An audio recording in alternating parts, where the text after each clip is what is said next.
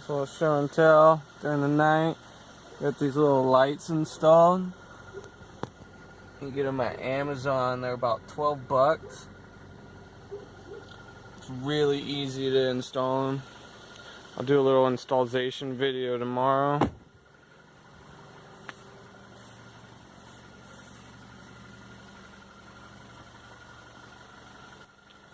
Give you guys a little tour.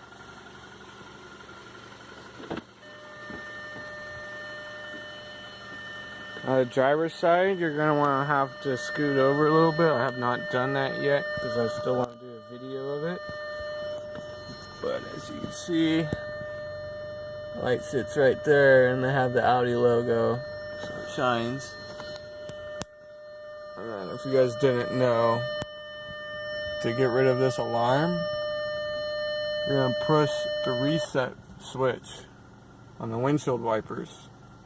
And every time you open up the door, the alarm goes off. Just hit that little button, and the beeping will go away because it's hella annoying.